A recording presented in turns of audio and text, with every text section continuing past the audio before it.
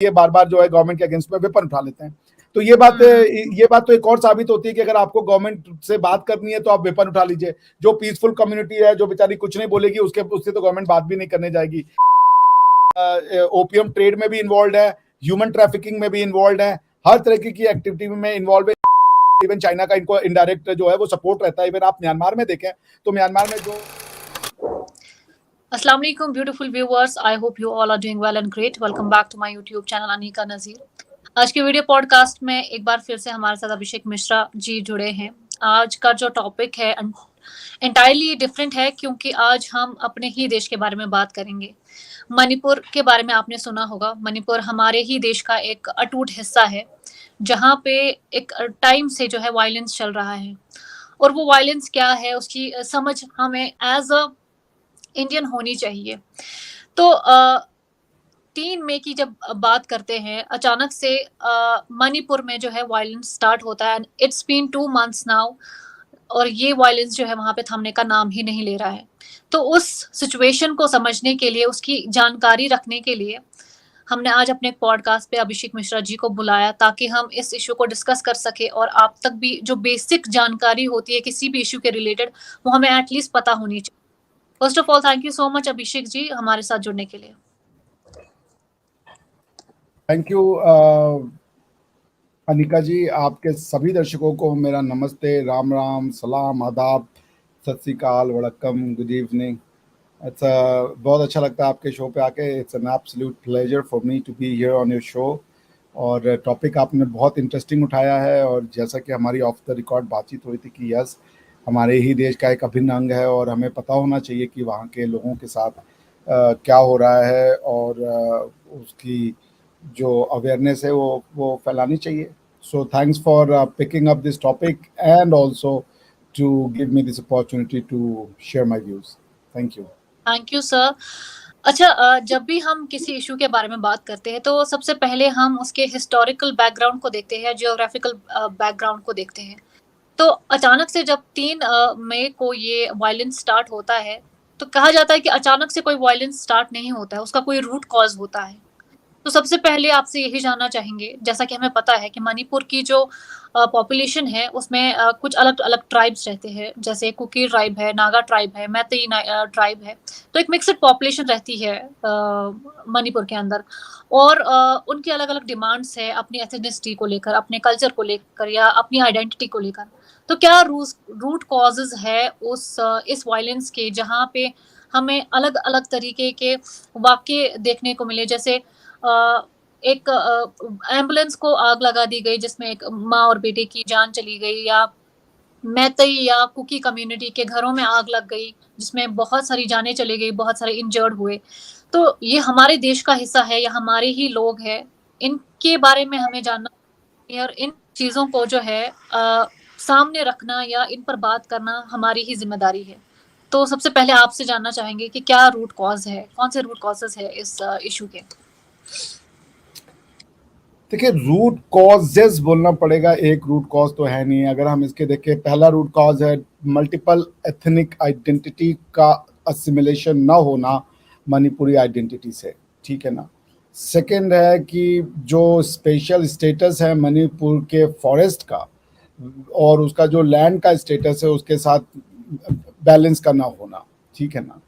और तीसरा जो स्टेटस है, वो तीसरा जो प्रॉब्लम है वो उसका हिस्टोरिकल कॉन्टेक्स्ट है, जिसमें कि ब्रिटिश गवर्नेंस और म्यांमार का और Chinese aspect of the ethnicity जो है वो उसको प्ले आउट करती है।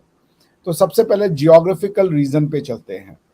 अगर आप जियोग्राफिकल रीजन पे जाएंगे तो Manipur, this is an oft repeated fact but I think it is critical and crucial, so we must also underscore it. So जो मणिपुर का भौगोलिक एरिया है उसमें 90% भाग पहाड़ हैं और 10% भाग वैली है, यानी कि आप प्लेन कह सकती हैं उसको। और जो प्लेन है उसमें मेजॉरिटी पॉपुलेशन जो रहती है वो मैतेई लोगों की है। तो ये भी बताना आवश्यक है कि मणिपुर में 3 एथनिसिटीज मेनली रहती हैं। एक है मैतेई जो कि अराउंड 53 या 56% की टोटल पॉपुलेशन है। उसके बाद है नागा और उसके बाद है कुकी। जो कि आई गेस मैतेई के बाद सबसे बड़ी कम्युनिटी नागा की है, और नागा के बाद सबसे बड़ी कम्युनिटी कुकीज़ की है। तो जो कुकी और नागाज़ हैं वो उनके फॉरेस्ट एरिया में ड्वेल करते हैं, और जो मैतेई हैं वो मेजॉरिटी ड्वेल करती है आपका प्लेन वाले पार्ट में, ठीक है ना। ये जो कुकी और मैतेई हैं, इनके बीच में एक शुरू से डिस्ट्रस्ट का माहौल रहा है। और इवन सो इनकी जो इवन दो नागाज के साथ भी जो दो रिवॉल्यूशनरी आर्मी थी जिनका कि नाम मैं भूल रहा हूँ, उनका उनका पीस अकॉर्ड साइन हुआ था मणिपुर गवर्नमेंट के साथ, और फिर बाद में अभी जो बीरेन सिंह जी हैं उन्होंने उस पीस अकॉर्ड को वापस कर लिया था, बिकॉज उनका ये कहना था कि ये जो ग्रुप है खासकर नगाओं का, वो ओपियम ट्रेड में वो दे आर इन्वॉल्व, और वो इस तरीके की इलीगल एक्टिविटी करते हैं क्रॉस द बॉर्डर, बिकॉज की पोरस बॉर्डर है म्यांमार के साथ। तो रीजन ये कि कुछ दिन पहले से मैतेई ये कह रहे हैं कि चूंकि हम लोग की पॉपुलेशन 53% है, लेकिन हमें भूभाग का सिर्फ 10% मिला है, और जो बाकी का 90% है उसमें जो है वो रिमेनिंग आपका जो 47% लोग रह रहे हैं, और उनके पास ज़्यादा नेचुरल रिसोर्सेज है, हमारे पास कोई नेचुरल रिसोर्सेज नहीं है। उनका ये भी क्लेम है कि धरती पुत्र तो हम हैं, क्योंकि हमने मणिपुर की जो सभ्यता है, जो कल्चर है, जो इस स्टेट का नाम है, जैसे मणिपुर से मणिपुरी डांस आता है, मणिपुर से और भी कई चीजें आती हैं, उसको प्रैक्टिस करने वाले हम हैं। नागाज और कुकी तो उसका प्रैक्टिस भी नहीं करते, और इनका ओरिजिन भी बाहर का है। तो ये एक सन ऑफ सॉइल की भी, धरती पुत्र वाली भी लड़ाई हो गई कि who belongs to which place. जी मणिपुर, जी करेक्ट। उसमें एक ये भी है कि जो जो कुकीज हैं वो म्यांमार और इधर से आकर के बसे हुए लोग हैं। कुकी में कई अलग अलग ट्राइब है, इन सब ट्राइब का नाम कुकी बेसिकली अंग्रेजों ने दिया था, अदरवाइज इनके अंदर भी सब ट्राइब्स हैं।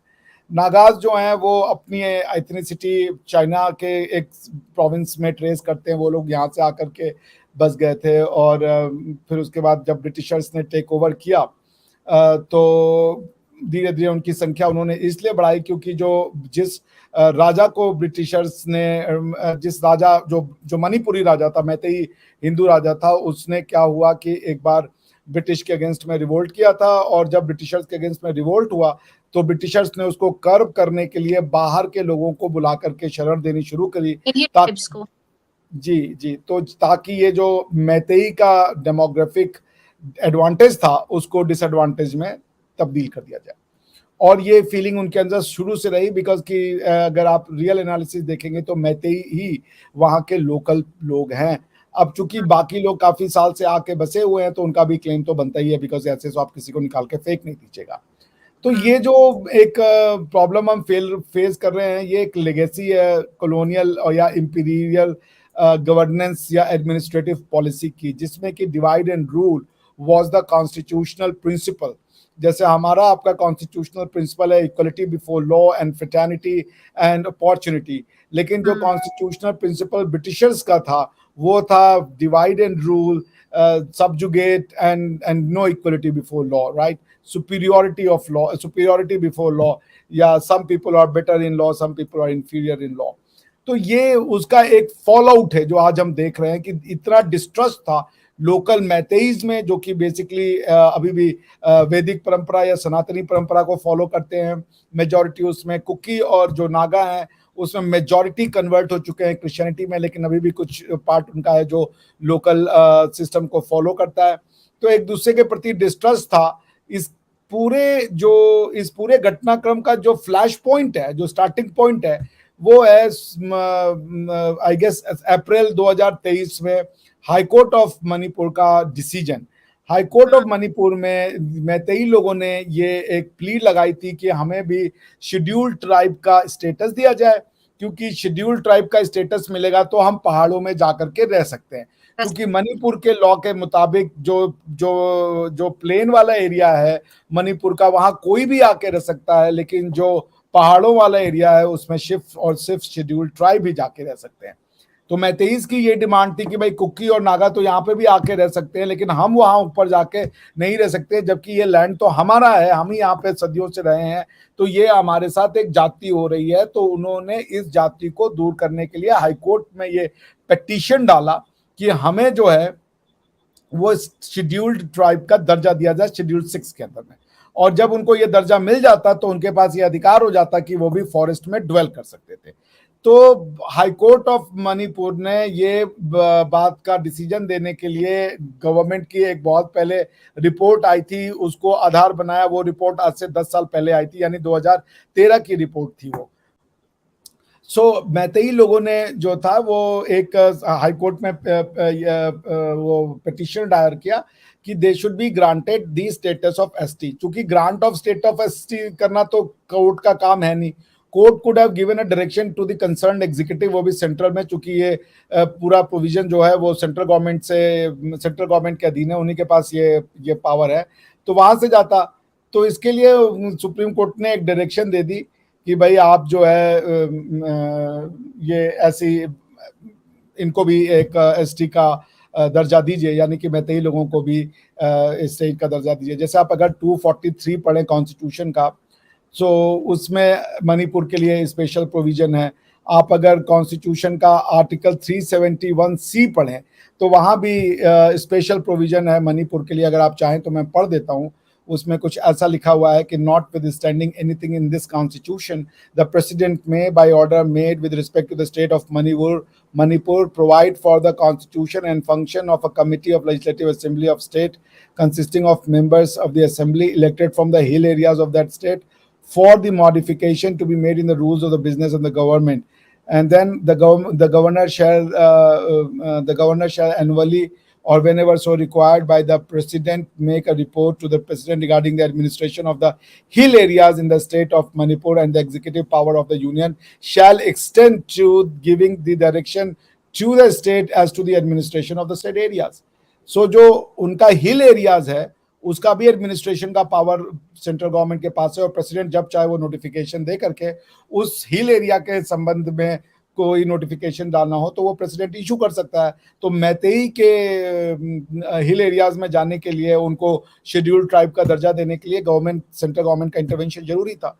तो जो हाई कोर्ट ने यही कहा कि भाई आप जाएं वहां पे, आप इनको जो है वो स्टेटस दे दें, क्योंकि जो रिपोर्ट आई है उस रिपोर्ट से हम भी करते हैं Meitei should be granted the status of ST. ये बात जब उन्होंने कही, उसके इस ऑर्डर के अगेंस्ट में जो ट्राइबल स्टूडेंट एसोसिएशन था कुकी और नागा ग्रुप का, दे हैड अ प्रोटेस्ट मार्च। वो प्रोटेस्ट मार्च वायलेंट हो गया और वो वायलेंस आज तक थमने का नाम नहीं ले रहा है। So this is the socio-constitutional background. अच्छा, there are two more important things other than this कि मिसट्रस्ट जो अभी चल रहा है वो सिर्फ इन कम्युनिटीज के बीच में नहीं है, जो अभी इंस्टीट्यूशंस जो इनको कंट्रोल करते हैं उनके ऊपर भी है। जैसे देखा गया है कि मैतेई कम्युनिटी क्लेम करती है कि नागा और कुकी कम्युनिटी को इंस्टीट्यूशंस की तरफ से, कुछ इंस्टीट्यूशंस की तरफ से सपोर्ट मिलता है। जैसे बहुत सारे वेपन्स चोरी हुए हैं जिनका जो वापस नहीं दिए गए हैं, या कुकी और नागा कम्युनिटी का ये दावा है कि मैतेई कम्युनिटी जो है उनको पुलिस की तरफ से जो है वो सपोर्ट मिलता है, और मैतेई कम्युनिटी कहती है कि उनको आर्मी की तरफ से सपोर्ट मिलता। तो एक ये वो जो ट्रस्ट है, ब्रीच ऑफ ट्रस्ट है, दोनों कम्युनिटीज के बीच में भी है और इंस्टीट्यूशंस के बीच में भी है। तो इसके बारे में आप क्या कहना चाहेंगे? और अपार्ट फ्रॉम दैट, जब 1947 में हमारा देश आजाद हुआ था तब भी मणिपुर की बात उठी थी और कहा गया था कि मणिपुर के लोगों ने तब भी ये बात उठाई थी कि भविष्य क्या होगा मणिपुर का। लेकिन कहा जाता है कि उस वक्त भी एक वायलेंट डिबेट छिड़ी थी और वो वायलेंट डिबेट को भी इग्नोर किया गया था, और उस वक्त भी कुछ मेजर्स नहीं लिए गए थे मणिपुर के रिगार्डिंग। और वो जो प्रोविजंस अब डिमांड कर रहे हैं मैतेई कम्युनिटी, ये पहले लिए जाने चाहिए थे। इसके बारे में आप एक क्लैरिफिकेशन के साथ कॉन्स्टिट्यूशनल पर्सपेक्टिव हमें बताइए, और लॉ क्या कहता है या इसका हिस्टोरिकल बैकग्राउंड क्या है? देखिए, डिस्ट्रस्ट तो तीनों कम्युनिटी में, अभी जो एन बीरेन सिंह है वो भी मैतेई कम्युनिटी से आते हैं, ये भी आपको पता होगा। तो इस डिस्ट्रस्ट का कारण तो बहुत पुराना है, बिकॉज कि जब ब्रिटिशर्स ने यहाँ पे लाके वेरियस ट्राइब्स को और वेरियस कम्युनिटीज को बसाया, उसके बाद से ही इनके बीच में डिस्ट्रस्ट है। उसके बाद इवन अभी आपने देखा जो आर्टिकल 371 है C-71C जो कि अप्लाई करता है इनके लिए, क्या नाम है, मणिपुर के लिए, उसमें भी हिल एरियाज का जो स्पेशल स्टेटस है with respect to the plain areas, उसमें भी आपको एक डिस्क्रिमिनेशन देखने को मिलता है कि भाई उनके एडमिनिस्ट्रेशन के लिए स्पेशल प्रोविजंस हैं, गवर्नर्स को स्पेशल अधिकार दिए गए हैं, वहाँ के लोगों को स्पेशल अधिकार दिए गए हैं। तो मैतेई कम्युनिटी के अंदर एक सेंस ऑफ डिप्राइवेशन तो है कि हम लोग यहाँ के मेन लोग हैं, मगर हमारे लिए वो स्पेशल प्रोविजन नहीं बनाए गए हैं जो स्पेशल प्रोविजन वहाँ के जो नागाज और कुकीज को मिलता है। दूसरी बात ये भी है कि ये जो नागाज और कुकीज हैं, इन्होंने गवर्नमेंट के साथ अपनी न्यूसेंस वैल्यू के आधार पे एक स्पेशल स्टेटस पा रखा है, क्योंकि ये बार बार जो है गवर्नमेंट के अगेंस्ट में वेपन उठा लेते हैं। तो ये बात तो एक और साबित होती है कि अगर आपको गवर्नमेंट से बात करनी है तो आप वेपन उठा लीजिए। जो पीसफुल कम्युनिटी है, जो बेचारी कुछ नहीं बोलेगी, उससे तो गवर्नमेंट बात भी नहीं करने जाएगी। तो यहाँ भी बोल रहे हैं कि भाई हमने तो कभी गवर्नमेंट के अगेंस्ट में वेपन उठाया नहीं, हमने तो कोई पीपुल्स आर्मी बनाई नहीं, हमने तो कोई रिबेलियन ग्रुप बनाया नहीं, फिर भी हमारी बात नहीं सुनी जाती, इनकी बातें ज्यादा सुनी जाती है। जबकि ये ओपियम ट्रेड में भी इन्वॉल्व है, ह्यूमन ट्रैफिकिंग में भी इन्वॉल्व है, हर तरह की एक्टिविटी में इन्वॉल्व है। इवन चाइना का इनको इनडायरेक्ट जो है वो सपोर्ट रहता है। इवन आप म्यांमार में देखें तो म्यांमार में जो अभी एंटी डेमोक्रेटिक मेजर लिया गया वहाँ के मिलिट्री जुंटा के द्वारा, उसमें भी यहाँ के लोगों का काफी हेल्प रहा। उन्होंने चाइना की तरफ से उनकी जो फीलिंग है उसमें जाके उन्होंने पार्टिसिपेट किया on the side of the Burmese army. So point ये कि एक इनको वेपन्स कहाँ से मिलते हैं, who give them the weapon. उस एरिया में वेपन आने का तो एक ही तरीका है, वो है म्यांमार। और म्यांमार से वेपन तो इनको सिर्फ जो वहाँ की आर्मी है या वहाँ के जो दूसरे बैंड ग्रुप होंगे या कोई नॉन स्टेट एक्टर्स क्रिएट किए गए होंगे बाई स्टेट, उसी तरीके से इनको वेपन मिल सकता है। और वेपन को ट्रेड करने के लिए इनके पास ओपीएम का एक लिक्विड मोनेटाइजेशन का सोर्स है, बिकॉज ओपीएम की तो वैल्यू इंटरनेशनल ट्रेड मार्केट में, इंटरनेशनल ब्लैक मार्केट में बहुत ज्यादा है। सो ओवरऑल मेरे कहने का ये मतलब है कि मैतेई कम्युनिटी के साथ जो डिस्ट्रस्ट है, और मैतेई कम्युनिटी जो है वो मेनली आपका ये लोकेटेड ही आपका मणिपुर में, लेकिन जो नागा हैं और जो कुकी हैं ये तो और भी मिजोरम में भी मिल जाएंगे आपको, नागालैंड तो पूरा ही है इनका, म्यांमार में भी उधर साइड पे मिल जाएंगे। तो इनका ज्यादा जो जोग्राफिकल स्पेस है वो मिलता है, लेकिन मैतेई के लोगों का वो नहीं मिलता। और दूसरी चीज कि अगर नागा और कुकी लोगों को प्रॉब्लम था मैतेई से या डिसीजन से, तो वो कोर्ट में आके चैलेंज कर सकते थे। Why did not they resort, अगर उनकी मांगे जेन्युइन थी और अगर उनके जो उनका प्रोटेस्ट था वो जेन्युइन था, they should have fought it out in the supreme court कि भाई ये है, इनको नहीं दिया जाना चाहिए, यहाँ पे there is an error of law. But आपने तो दूसरा रास्ता अख्तियार कर लिया है।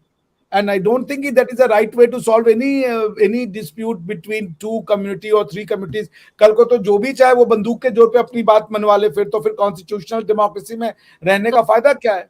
आप तो फिर एक तरीके से मिलिटेंट स्टेट में रह रहे हो कि भाई स्टेट से बात करना है तो power flows from the barrel of gun वाली बात हो जाएगी। तो आई थिंक कि उनकी डिमांड में अगर दम होता तो they would have immediately gone to supreme court, would have got a stay order, और फिर कोर्ट उस पर सुनवाई चलता रहता। जैसे कश्मीर का आर्टिकल 370 का मैटर है, उस पर कोई सुनवाई चल रही है अभी तक। So the fact that they have resorted to this sort of unconstitutional and extra constitutional means to lodge their protest simply suggests that there is something more than what meets the eyes, you know. तो मैं तो इसका support नहीं करूंगा ना। And ये कब तक ऐसा चलेगा, कब तक आप मारते रहोगे? और अगर जो लोग वहाँ के नेटिव है उनको उनका हक तो मिलना चाहिए। जी बोले। हमारी जुडिशरी और हमारा कॉन्स्टिट्यूशन इस तरीके से फिर तो वो अपाहिज हो जाएगा लोगों के सामने। कल को कोई और उठेगी, कोई और स्टेट या कोई और यूनियन टेरिटरी या कोई और ट्राइब उठ के वेपन्स का इस्तेमाल करके वो जुडिशरी को न्यूट्रलाइज करेगी, जुडिशरी को ही न्यूट्रलाइज करेंगे वो। अच्छा, there is one more thing कि political visits to Manipur, political visits Manipur हो रहे हैं। जैसे राहुल गांधी जी रिसेंटली विजिट किया उन्होंने, और कहा गया कि उन पर एक ग्रेनेड अटैक जो है प्लान किया गया था, जो कि नहीं हो पाया, जिसके प्रिकॉशंस पहले लिए गए, और उनका विजिट हुआ। उसके बाद हमारे जो होम मिनिस्टर साहब है श्री अमित शाह जी, उनका भी एक विजिट हुआ। तो ये जो पॉलिटिकल विजिट्स मणिपुर हो रहे हैं, इनसे कोई इम्पैक्ट पड़ रहा है? क्योंकि देखने को तो नहीं मिलता है। So what is the political impact ये जो विजिट्स हो रहे हैं मणिपुर में? देखिए, Manipur constitutionally very significant, very important for India, but politically insignificant है। 1 या 2 सीट होगी जहाँ वहाँ के एमपी एमएलए या जो एमपी नंबर वो पार्लियामेंट में आते होंगे। राहुल गांधी जी की जो भी सियासत है, राजनीति है, वो तो अभी वो 2024 के इलेक्शन के लिए कर रहे हैं।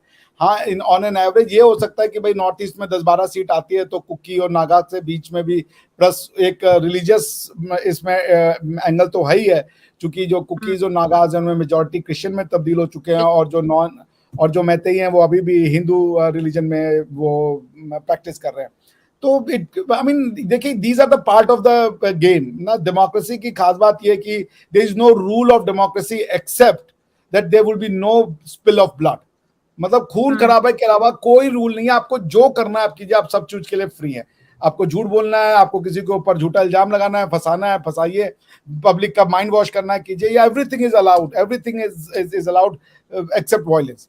तो वो वहां गए हैं, वो उसको पॉलिटिकल कैपिटल को, अपॉर्चुनिटी को वो बनाना चाहते हैं, क्योंकि अगर नॉर्थ ईस्ट का पूरा इलाके से भी 15-20 सीट या 30-35 सीट जो भी होगी, अब मुझे पता नहीं है, वहां से अगर उस पर इम्पैक्ट पड़ सकता है तो Rahul Gandhi as a political capital to be encashed from this region, तो वो वहां जा रहे हैं।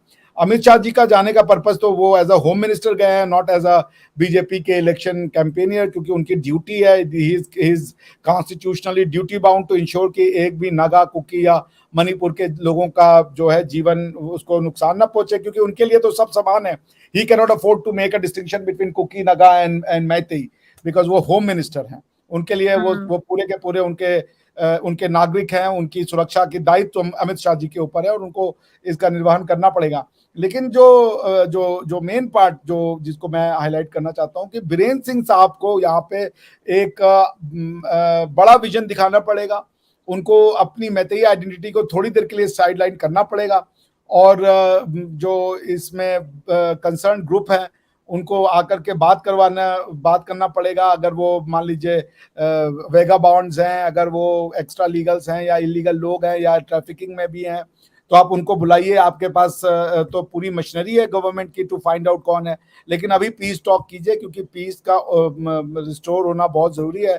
आज साइकॉम मीराबाई चानू जी ने भी एक ट्वीट कर दिया प्राइम मिनिस्टर को। तो I think situation is getting deteriorated instead of improving, which is alarming.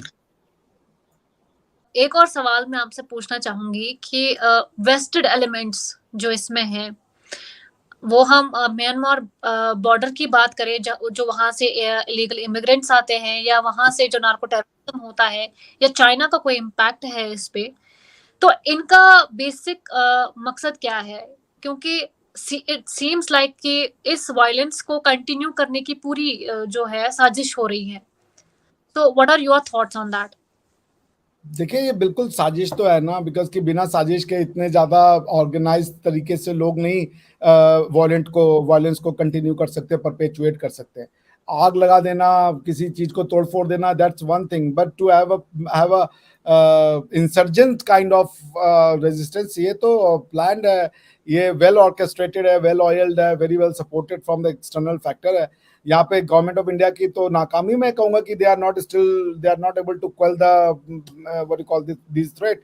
उनको तो अब तक आयरन हैंड ले लेना चाहिए था, और पता अगर कुछ नार्को टेरर हो रहा है या कोई और एक्सटर्नल हैंड है तो you should crack down on it. You have all the apparatus at your disposal ना।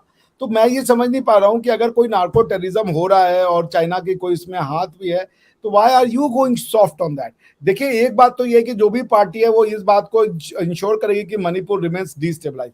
उसके 2 रीजन है। एक तो ये कि ये जो डिस्टेबलाइजेशन है सिर्फ मणिपुर में फील नहीं होगी, ये मिजोरम में भी फील होगी, ये नागालैंड में भी फील होगी, ये मेघालय में भी फील होगी, ये पूरे नॉर्थ ईस्ट को फील कराएगा इंडिया के। So India will be on, जिसे कह लीजिए टेंटर हुक्स।